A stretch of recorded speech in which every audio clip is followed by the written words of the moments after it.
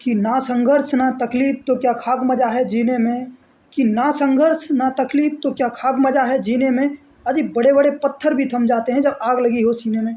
Hello नमस्कार साथियों, स्वागत अभिनंदन आप सभी का हमारे इस यूट्यूब चैनल पर। एक बार फिर से मैं बबलू सिंह आप सभी का स्वागत करता हूं कुशवा क्लासेस के इस यूट्यूब चैनल पर। आशा और उम्मीद आप सभी मस्त होंगे, स्वस्थ होंगे और अपनी तैयारी में व्यस्त होंगे। जैसा कि सभी साथियों को बता दूं साथियों कि हम जो राजस्थान बीएसटीसी परीक्षा जी है साथियों, राजस्थान की बीएसटीसी परीक्षा हो या फिर आपके पीटीटी परीक्षा हो या फिर पशु परिचय परीक्षा हो या फिर एलडीसी रीट, आप जिस किसी भी परीक्षा की तैयारी कर रहे हैं साथियों, जहाँ पर आपसे क्या राजस्थान जी के पूछा जाता है साथियों, उनके लिए साथियों क्या है रामबाण सिद्ध होने वाले साथियों। जी हाँ साथियों, प्रश्नों के माध्यम से हम साथियों आपको थ्योरी के माध्यम से और प्रश्नों के माध्यम से आपको क्या राजस्थान जीके को बिल्कुल कंप्लीट करवा देंगे।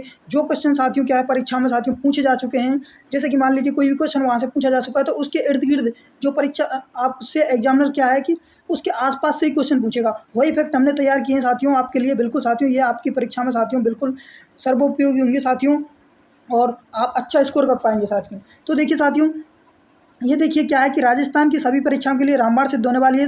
जो भी साथी चैनल पर नए जुड़ रहे हैं साथियों, उन सभी से कहना चाहूँगा चैनल को सब्सक्राइब कर लें और अपने साथियों के साथ शेयर जरूर करें साथियों। चलिए साथियों, और यदि अभी तक आप हमारे टेलीग्राम चैनल पर नहीं जुड़े हैं तो लिंक डिस्क्रिप्शन बॉक्स में दे दिया गया है, वहाँ से जाकर आप आसानी से वहाँ ज्वाइन कर लीजिए। इन सभी क्लासों की PDF आपको वहाँ पर उपलब्ध करा दी जाएगी साथियों। चलिए बिना किसी देरी के साथियों शुरू करते हैं। चलिए तो महत्वपूर्ण प्रश्नों में चलिए साथियों शुरू करते हैं। पहला प्रश्न देखिए, ये नदियों से फैक्टर साथियों हमारा रहने वाला है। जी साथियों, क्या नदियों से संबंधित महत्वपूर्ण प्रश्न व्याख्या सहित। जी साथियों, नदियों से संबंधित महत्वपूर्ण प्रश्न होने वाले हैं जो कि क्या है साथियों व्याख्या सहित है आपके। ठीक है, चलिए शुरू करते हैं। आपका पहला प्रश्न आपके सामने है, ये रहा साथियों आपके सामने। ठीक है, चलिए बताइए क्या है। देखिए पहला प्रश्न आपके सामने है। देखिए लूनी, जी साथियों लूनी की सहायक नदी नहीं है। आपको बताना है लूनी की सहायक नदी नहीं है। आपके सामने दे रखा है बांडी, जवाई, सुगड़ी या फिर पश्चिमी बनास। तो साथियों सही आंसर क्या होगा इसका, जल्दी से कमेंट बॉक्स में बता दीजिए सभी साथी। तो देखिए साथियों, इसका सही आंसर तो आपके हो जाएगा क्या, ये देखिए यानी कि पश्चिमी बनास। जी साथियों, पश्चिमी बनास आपका सही आंसर हो जाएगा इस क्वेश्चन का। ठीक है, यानी कि जो लूनी की सहायक नदियाँ हैं, यानी कि बांडी इसकी सहायक नदी है, जवाई नदी भी सहायक नदी है इसकी। ठीक है, लूनी की। तो चलिए अब इसकी साथियों क्वेश्चन तो हो गया, इसकी व्याख्या देख लेते हैं साथियों नेक्स्ट पेज पर। ठीक है साथियों, बिल्कुल मैं आपको PPT के साथ में लेकर आया हूँ साथियों, जिससे क्या है आपको PDF में साथियों आसानी होगी पढ़ने में। ठीक है साथियों, और ये PDF आपको टेलीग्राम चैनल पर हमारे मिल जाएगी साथियों, जाकर के आप वहाँ पर टेलीग्राम चैनल को ज्वाइन कर लें। चलिए देखिए इसकी व्याख्या देखते हैं। देखिए साथियों ये रही यहाँ पर इसकी व्याख्या साथियों। ये है साथियों कुशवा क्लासेस का उत्कृष्ट प्रदर्शन साथियों आपके लिए साथियों। बिल्कुल अब जो यानी कि लूनी नदी है, लूनी नदी के आसपास से जितने भी क्वेश्चन बन रहे हैं साथियों वो आपके सामने हैं यहाँ पर। ठीक है, चलिए बात कर लेते हैं इसकी व्याख्या की।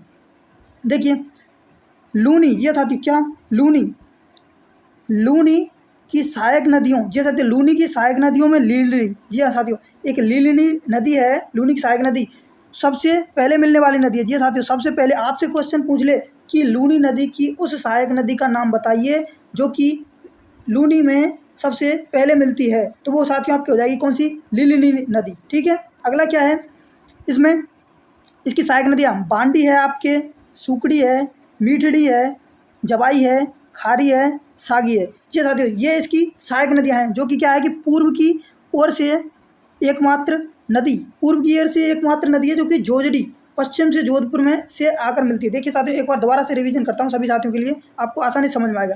सबसे पहली बात, सबसे पहला क्वेश्चन है आपके, आपसे कहेगा लूनी सहायक नदी है। जी साथियों लूनी की जो सहायक नदी है, लूनी की सहायक नदियों में सबसे पहले आकर मिलने वाली नदी तो हो जाएगी साथियों कौन सी आपकी, लीलनी नदी। ठीक है, अगला है कि बांडी नदी, सुगड़ी नदी, मीठनी नदी, खारी नदी और जवाई नदी, यानी कि ये आपके क्या है साथियों, ये क्या है इसकी सहायक नदियाँ हैं, आपके सागी नदी हो जाएगी। अब पूर्व की ओर से एकमात्र नदी कौन सी है, जोजड़ी, पूर्व की ओर से यानी कि एकमात्र नदी है कि जो कि जोजड़ी इसमें आकर के मिलती है। ठीक है साथियों, ये क्लियर होना चाहिए सभी साथियों का। पश्चिम से जोधपुर से आकर मिलती है, यानी कि पश्चिम से जोधपुर से आकर के कौन सी नदी मिलती है, जोजड़ी नदी आपके आकर के मिलती है। सागी नदी पूर्व की ओर से मिलती है और जोजड़ी नदी पश्चिम से आकर के मिलती है। ठीक है साथियों, ये यहाँ तक क्लियर होना चाहिए सभी साथियों का। ठीक है, सबसे पहला क्वेश्चन पूछेगा आपसे कि लूनी की उस सहायक नदी का नाम बताइए जो कि क्या है, की सबसे पहले मिलने वाली नदी है, तो वो हो जाएगी लूनी नदी। ठीक है, बाकी की आपको ये नदियाँ याद रखनी है, लूनी की सहायक नदियाँ कि कौन कौन सी हो जाएंगी। एक हो जाएगी लूनी नदी, एक हो जाएगी बांडी नदी, एक सुकड़ी, मीठड़ी, जवाई, खारी और सागी साथियों, ये नदियाँ आपको याद रखनी है। अगला फैक्ट क्या है कि पश्चिमी बनास। अब फैक्ट आता है साथियों पश्चिमी बनास। पश्चिमी बनास के बारे में क्या है, देखिए पश्चिमी बनास, जी साथियों पश्चिमी बनास अरावली, अरावली के पश्चिमी ढाल यानी कि सिरोही के नया सानवारा गांव से निकलती है। यानी कि पश्चिमी नदी का उद्गम कहाँ से होता है साथियों, सिरोही के नया सानवारा गांव से पश्चिमी बनास नदी का उद्गम होता है। ठीक है साथियों, जो कि अरावली की पहाड़ियों के अंतर्गत आती है। अगला है कि और गुजरात के बनासकांठा, जी साथियों गुजरात के बनासकांठा जिले में प्रवेश करती है कौन सी नदी, पश्चिमी बनास नदी। ठीक है, और गुजरात में बहती हुई अंत में कच्छ की खाड़ी में विलीन हो जाती है। तो साथियों याद क्या रखना है आपको, पश्चिमी बनास नदी का उद्गम कहाँ से होता है, तो नया सानवारा गांव सिरोही, कहाँ से, नया सानवारा गांव कहाँ पर है, नया सानवारा गांव सिरोही से। ठीक है, पश्चिमी बनास नदी का उद्गम हो जाएगा कहाँ से, नया सानवारा गांव सिरोही। ठीक है, अब अगली बात आती है कि राजस्थान से तो ये इसका उद्गम हो गया, यानी कि सिरोही से उद्गम हो गया, नया सानवारा गांव सिरोही से इसका उद्गम हो गया पश्चिमी बनास का। अब ये साथियों किस राज्य में जाकर के मिलती है, तो गुजरात में जाकर के ये मिल जाती है साथियों, कहाँ पर, बनासकांठा जिले में। गुजरात के बनासकांठा जिले में जाकर के क्या प्रवेश करती है ये नदी राजस्थान से निकलने के बाद में, और अंत में जाकर के कच्छ की खाड़ी में विलीन हो जाती है। सभी साथियों का यहाँ तक साथियों क्लियर है, इसका स्क्रीनशॉट लेना चाहे ले सकते हैं, और अन्यथा इसकी PDF आपको टेलीग्राम चैनल पर मिल जाएगी। ठीक है, वहाँ पर आप टेलीग्राम चैनल को ज्वाइन कर लीजिए। चलिए साथियों अगले क्वेश्चन पर बढ़ते हैं साथियों।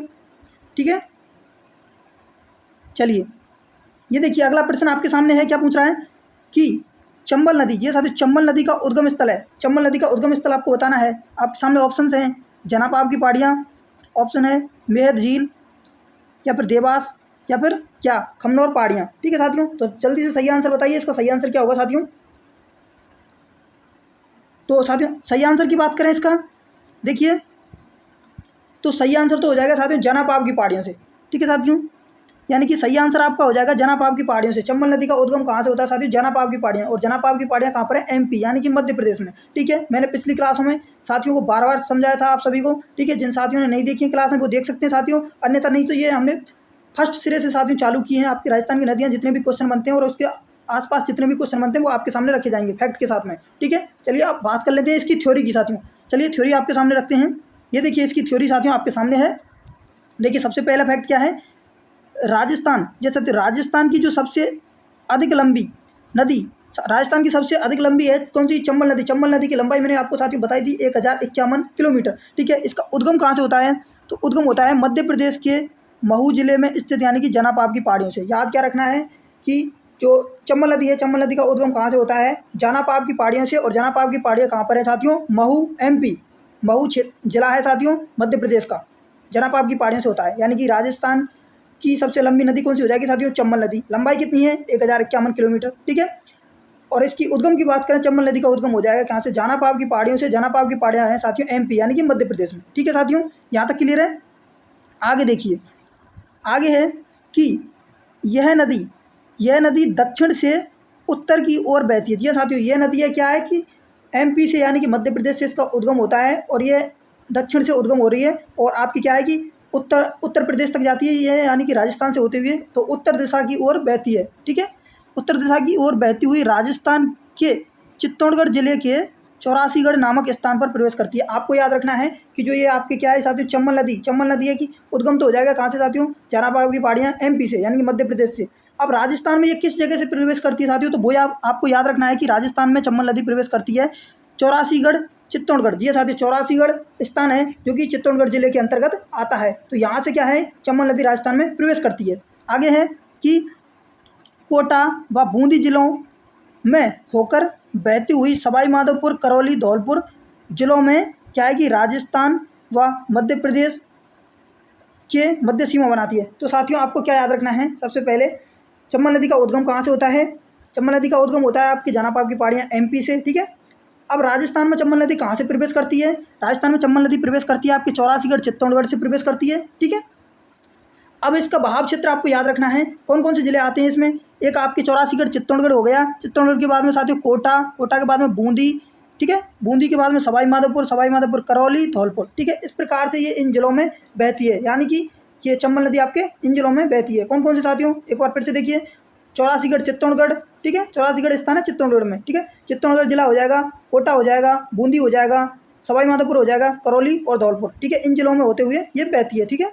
अगला क्या है कि अंत में ये क्या होता है कि उत्तर प्रदेश के इटावा जिले के मुरादगंज नामक स्थान पर यमुना नदी में विलीन हो जाती है, ठीक है साथियों। ये आपको वैसे याद रखने की आवश्यकता नहीं है, लेकिन क्या है कि जो आपको राजस्थान से संबंधित है, राजस्थान का तो आपको याद रखना है, ठीक है साथियों। सबसे पहली बात, चंबल नदी का उद्गम कहाँ से होता है, जनापाप की पहाड़ियाँ एमपी से, राजस्थान में प्रवेश कहाँ से करती है, चौरासीगढ़ चित्तौड़गढ़ से।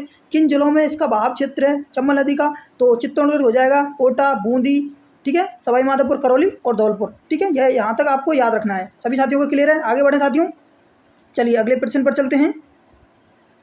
देखिए अगला प्रश्न आपके सामने है कि सोम नदी, ये साथियों सोम नदी किसकी सहायक नदी है, जल्दी से बताइए सभी साथी, सोम नदी किसकी सहायक नदी है, माही की, चंबल की, जाखम की या फिर बनास की।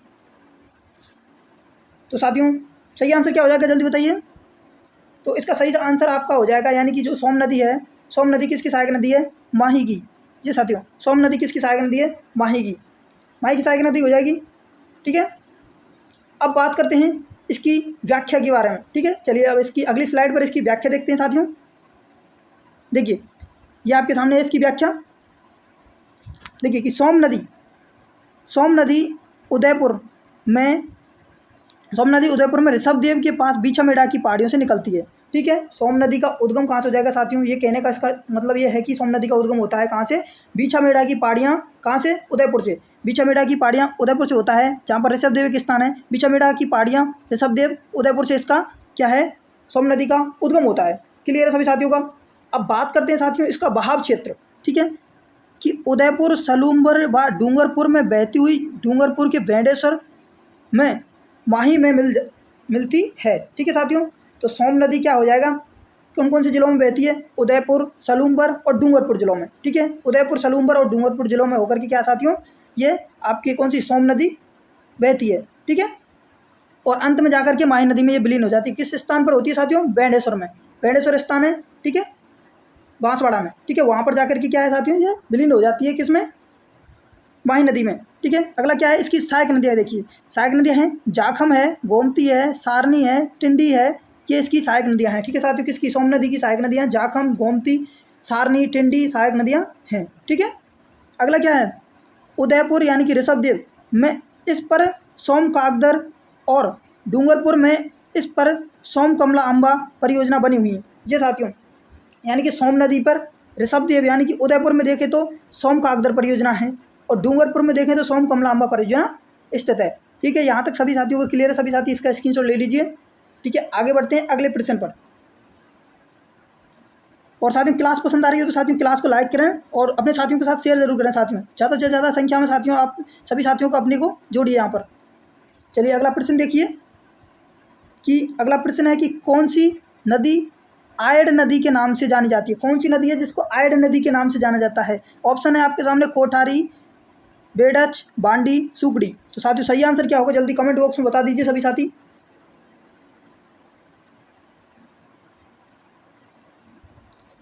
बिल्कुल, तो इसका सही आंसर हो जाएगा साथियों आयड नदी, यानी कि आयड नदी अन्य किस नाम से न जानी जाती है, तो साथियों आयड नदी को जाना जाता है बेडच के नाम से, ठीक है। अब इसकी व्याख्या देखते हैं साथियों, चलिए अगली स्लाइड पर इसकी व्याख्या देखते हैं। देखिए ये इसकी व्याख्या है, देखिए कि राजस्थान में, ये साथियों राजस्थान में उदयपुर जिले में गोगुंदा की पहाड़ियों से बेडच नदी का उद्गम होता है, यानी कि आपके कौन सी साथियों, बेडच नदी जिसको बोला जाता है आयड नदी, बेडच नदी का उद्गम कहाँ से होता है, गोगुंदा की पहाड़ियाँ। गोगुंदा की पहाड़ियाँ कहाँ पर है साथियों, उदयपुर में, ठीक है। इस प्रकार से याद रखना है क्या कि बेडच नदी का उद्गम कहाँ से होता है, गोगुंदा की पहाड़ियाँ उदयपुर से, ठीक है। अगला क्या है, देखिए आरंभ में इस नदी को आयड नदी कहा जाता है, ठीक है साथियों। आरंभ से याद रखिए आयड नदी, यानी कि आरंभ में पहले क्या आ रहा है साथियों, आ रहा है, ठीक है। आरंभ में आ रहा है, उसी प्रकार से आयड में आ रहा है, यानी कि जब आरंभ में यानी कि इसका उद्गम होता है कहाँ से, यानी कि गोगुंदा की पहाड़ियाँ उदयपुर से इसका उद्गम होता है आयड नदी का। आयड नदी का उद्गम होने के बाद में साथियों क्या है कि ये आरंभ में आयड नदी कहलाती है, किंतु बाद में देखिए क्या है, किंतु उदय सागर झील के पश्चात यानी कि ये जाकर के यानी कि आयड नदी उदय सागर झील में विलीन हो जाती है। उदय सागर झील में विलीन होने के बाद में यहाँ से निकलती है तो ये क्या साथियों, बेड़च नदी, बेड़च नदी कहलाती है। ठीक है, यानी कि सबसे पहले याद रखना है आपको कि जो आपके बेड़च नदी या फिर आयर नदी, आयर नदी का उद्गम होता है गोगुंदा की पहाड़ियाँ उदयपुर से। ठीक है, आरंभ में यानी कि जब इसका उद्गम होता है, ठीक है, गोगुंदा की पहाड़ियों से जब निकलती है तो इसका नाम होता है आयर नदी। किंतु क्या है कि उदय सागर झील में विलीन होने के पश्चात में जब ये यहाँ से निकलती है आगे बढ़ती है तो इसका नाम बदल जाता है साथियों यहाँ से बेड़च नदी। तो आपको ये फैक्ट याद रखना है साथियों। तो सभी साथियों को क्लियर है साथियों, आगे बढ़ते हैं। चलिए साथियों अगले प्रश्न पर चलिए। देखिए क्या पूछ रहा है, कौन सी नदी अरब सागर में गिरती है। आपको बताना है कि कौन सी नदी है जो कि अरब सागर में गिरती है। ठीक है, ऑप्शन है ए माही, बी बनास, सी चंबल, डी खारी। तो साथियों जल्दी बताइए इसका सही आंसर क्या है। तो साथियों सही आंसर हो जाएगा इसका, देखिए जो अरब सागर में गिरती है, अरब सागर में गिरने वाली नदी आपकी हो जाएगी साथियों कौन सी, माही नदी है आपके जो अरब सागर में गिरती है। ठीक है, बाकी सभी ये क्या है, बनास नदी, चंबल नदी और खारी नदी है आपके साथियों क्या, कौन सी, बंगाल की खाड़ी में गिरने वाली। ठीक है, चलिए अब इसकी व्याख्या की बात कर लेते हैं। चलिए साथियों कि क्या है इसका मैटर, क्या है इसकी व्याख्या। देखिए ये आपके सामने है इसकी व्याख्या साथियों पूरी। देखिए आदिवासियों की जीवन रेखा, आदिवासियों की जीवन रेखा दक्षिणी राजस्थान की स्वर्ण रेखा कही जाने वाली माही नदी राजस्थान की दूसरी नित्यवाही नदी है। ठीक है साथियों, राजस्थान की दूसरी नित्यवाही नदी, यानी कि आपको क्या है, देखिए पहला फैक्ट है आपके सामने कि आदिवासियों की जीवन रेखा किसे कहा जाता है। ठीक है, तो ये आपकी हो जाएगी माही नदी, आदिवासियों की जीवन रेखा हो जाएगी क्या साथियों, माही नदी। दूसरा क्वेश्चन है इसमें कि दक्षिणी राजस्थान की स्वर्ण रेखा किसे कहा जाता है, तो हो जाएगा माही नदी, यानी कि दक्षिणी राजस्थान की स्वर्ण रेखा और आदिवासियों की जीवन रेखा किसे कहा जाता है साथियों, माही नदी को। और तीसरा प्रश्न है कि राजस्थान की दूसरी नित्यवाही नदी कौन सी है, तो साथियों हो जाएगा माही नदी। राजस्थान की दूसरी नित्यवाही नदी कौन सी हो जाएगी साथियों, माही नदी। ठीक है साथियों, क्लियर है सभी साथियों को यहाँ तक। अगला क्या है कि माही नदी का उद्गम, ये साथियों माही नदी का उद्गम मध्य प्रदेश के धार जिले, ये साथियों मध्य प्रदेश के धार जिले के सरदारपुरा के निकट विंध्याचल की पहाड़ियों में मेहद झील से होता है। आपको याद रखना है कि जो माही नदी है, माही नदी का उद्गम होता है धार मध्य प्रदेश, मेहद झील। ठीक है साथियों, क्या माही नदी का उद्गम कहाँ से होता है, धार एमपी। ठीक है साथियों, धार जिला है, धार जिले की यानी कि मध्य प्रदेश का धार जिला है। ठीक है, मेहद झील आपको याद रखना साथियों, मेहद झील भी पूछ लिया जाता है आपसे क्या कि देखिए माही नदी का उद्गम हो जाएगा, यानी कि माही नदी का उद्गम कहाँ से होता है, मेहद झील, यानी कि धार मेहद झील मध्य प्रदेश। ठीक है, ये इस प्रकार से आपको याद रखना है। एक बार सभी साथी दोबारा देखिए क्वेश्चन कौन कौन से बनते हैं, आदिवासियों की जीवन रेखा पूछे आपसे या फिर दक्षिणी राजस्थान की स्वर्ण रेखा पूछे तो क्या हो जाएगा, माही नदी। उसी प्रकार राजस्थान की दूसरी नित्यवाही नदी पूछे तो कौन सी हो जाएगी साथियों, माही नदी। ठीक है, अगला है कि माही नदी का उद्गम कहाँ से होता है, तो वो आपको याद रखना है कि माही नदी का उद्गम होता है साथियों कहाँ से, कि विंध्याचल की पहाड़ियाँ या फिर धार एमपी। ठीक है, मेहद झील धार एमपी से होता है माही नदी का उद्गम। ठीक है साथियों, यहाँ तक सभी साथियों को क्लियर है साथियों। चलिए तो साथियों आज के लिए साथियों इतना ही करते हैं साथियों, क्योंकि आज समय का थोड़ा अभाव है साथियों। कल से आपकी क्लास है साथियों रेगुलर कंटिन्यू करेंगे साथियों। ठीक है, और साथियों क्लास कैसी लगी साथियों कमेंट बॉक्स में ज़रूर बताएं। और आप इस प्रकार की क्लास है डेली कंटिन्यू पाना चाहते हैं तो साथियों एक बार कमेंट बॉक्स में मुझे थम्स अप देकर बता दीजिए साथियों कि आपको क्लास अच्छी लगी। और साथियों इस प्रकार की क्लास है आप डेली चाहते हैं तो मुझे क्या है उससे पता चल जाएगा कि आप इस प्रकार की क्लास है डेली चाहते हैं, तो मैं इसको कंटिन्यू करूँगा साथियों। ठीक है साथियों, तो अभी तक हमारे टेलीग्राम चैनल पर नहीं जुड़े हैं तो लिंक डिस्क्रिप्शन बॉक्स में दे दिया गया है, वहाँ से जाकर के आप आसानी से ज्वाइन कर लीजिए वहाँ पर, और इसकी आपको PDF वहीं पर आपको उपलब्ध करवा दी जाएगी। चलिए साथियों मिलते हैं कल एक और नई क्लास में, तब तक के लिए खुश रहिए, मस्त रहिए, बिंदास रहिए और अपनी तैयारी में व्यस्त रहिए।